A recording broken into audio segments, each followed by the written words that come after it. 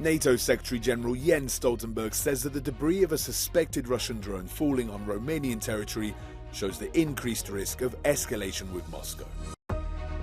After a summer of unprecedented wildfires, torrential rains flood Greece as Storm Daniel passes through the center of the country. The European Commission unveils plans for an EU-wide disability card which would allow people to prove any condition they have throughout the continent.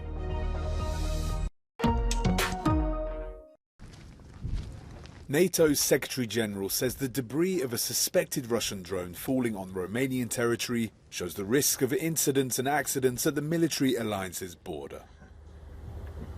Speaking at the European Parliament on Thursday, Jens Stoltenberg says he does not believe it was an intentional attack by Russia.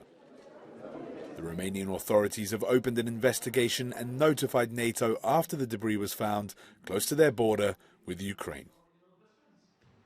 We don't have any information indicating any intentional attack by Russia, and we are awaiting the outcome of the ongoing investigation. Regardless of that outcome, what we have seen, of course, is a lot of fighting and also air attacks close to NATO borders, and we also had other incidents in Poland and elsewhere. And therefore, we have increased our vigilance. We are closely monitoring what's going on close to our borders, and we have also increased our presence in the eastern part of the alliance. But some MEPs are worried. This Romanian one says that NATO and his country's authorities must do more. I'm most worried by the fact that the authorities are apparently doing nothing. We want to see troops there. We want to hear the plans of NATO and Romanian authorities about what they're doing against those drones, because if it happened once or twice, for sure it can happen again. Jens Stoltenberg briefed MEPs on the latest European security developments and EU-NATO cooperation. One of the main questions was about Sweden's bid to join the military alliance. The ratification of it is currently blocked by Turkey and Hungary, but one MEP warned that Ankara should not use NATO expansion to blackmail Sweden. We have to keep our values. Turkey has to allow Sweden to join without any conditions, and that's something I asked Mr. Stoltenberg. I know he's doing his best to use his status and prestige to make it happen like that. The NATO Secretary-General also repeated his claim that Sweden will very soon be the military alliance's next member state.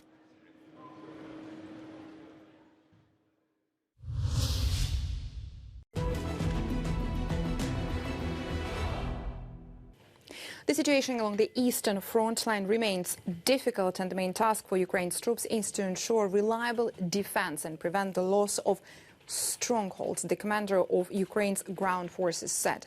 Oleksandr Syrsky added, quote, "The enemy does not abandon his plans to reach the borders regions."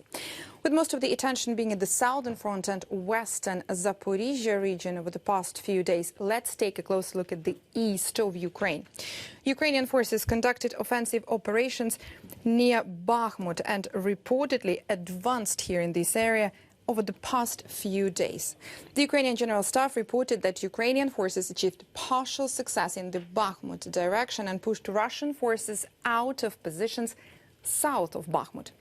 Ukrainian Ground Forces commander stated that Ukrainian forces are gradually retaking positions in this area. Russian mill bloggers claim that Ukrainian forces advanced in Klishivka. It's this area here, about 6 kilometers southwest of Bakhmut, in the past 3 days, and that Ukrainian forces currently control half of the settlement of Klishivka. Other Russian sources claimed on the 6th of September that meeting engagements and positional battles are ongoing near Klishivka. The Institute for the Study of War says Ukrainian and Russian sources report the Russian defense industrial base faces growing challenges in replacing basic supplies, in addition to known challenges in rebuilding its stocks of precision weapons. At least 6 people have died and several are missing after Storm Daniel tore through central Greece. Several rescue operations are underway in the municipality of Palamas and Karditsa, where regions have been swallowed up by floods. some residents were forced to seek refuge on the roofs of their homes. And more than 60 people, including a baby, were airlifted to safety. An operations center is being set up in Larissa. These heavy rains come at the end of a summer marked by many furious wildfires across the country that destroyed vast tracts of forests and farmland, burned homes, and left more than 20 people dead. The latest forecasts point to a gradual easing of extreme weather.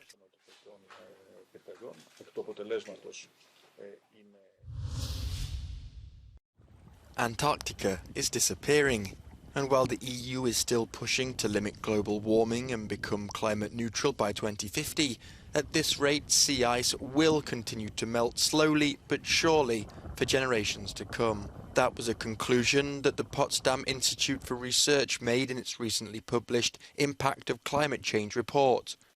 With record temperatures across much of the world this year, 2.7 million kilometres square of sea ice has been lost, and that's much more than experts expected.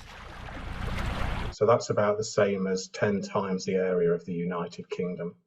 So this is a massive negative sea ice anomaly that we haven't really seen on this scale before within the period that we've monitored over the past 45 years. This dramatic loss of sea ice is causing catastrophic failures in the reproduction of local wildlife. The report says there are no visible signs of irreversible retreat yet, but we could reach the point of no return sooner rather than later. Now, unless we want to see a lot more of these things happening in the future, we've really got to get on with decarbonising. That won't solve the problem. Right? There will be adaptation that's absolutely needed. The complete collapse of the Antarctic could take hundreds or thousands of years, but would mean several metres of global sea rise for 10,000 years. A more intense warming in the future would further accelerate this process. Former Finnish Prime Minister Sanna Marin has announced that she's quitting politics and will join a London-based non-profit organization. The 37-year-old was one of Europe's youngest leaders, and she will now become a strategic advisor for the Tony Blair Institute for Global Change. Kyseessä on voittoa tavoittelematon, kohtuullisen isokin säätiö, joka toimii yli 30 maassa, ja pääasiallinen työtehtäväni tulee siis olemaan eri maiden hallitusten ja johtajien neuvomista niistä. Marin became her country's most popular prime minister in decades after she took office in 2019 when she was just 34 years old. She led a 5-party center-left governing coalition until April this year when she lost her bid for re-election.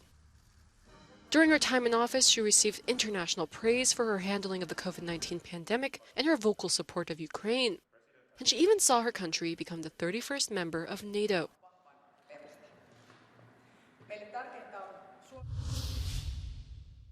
Welcome in Belgium! A not-so-warm welcome for the head of Ryanair in Brussels as environmental protesters slammed cream pies in Michael O'Leary's face, shouting "Stop the pollution of planes." The incident comes against the backdrop of a wage dispute between Ryanair and its workers in Belgium, who have declared 2 new strike days for next week.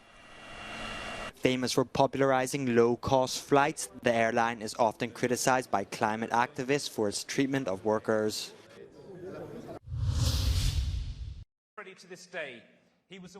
The baby grand piano Queen frontman Freddie Mercury used to compose almost all of his greatest songs, including Bohemian Rhapsody, had been snapped up at auction in London. The piano went for almost €2 million and the manuscript for €1.5 million. A record 2,000 bidders from 61 countries registered to take part in the sale of thousands of Mercury memorabilia items. Some of the money will go to the Mercury Phoenix Trust and the Elton John AIDS Foundation, both aimed at fighting AIDS. Pierre Hazeling has a disability and was also one of the first people in Europe to hold a European disability card, a document that allows him to prove all over the continent that he's disabled.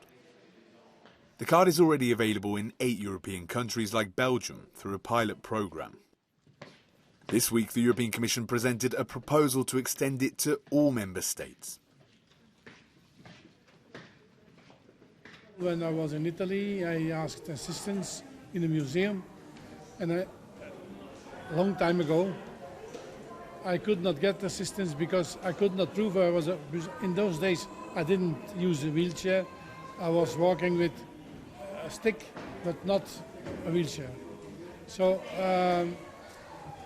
luckily the person was willing to get me an e-scooter so I could visit the museum.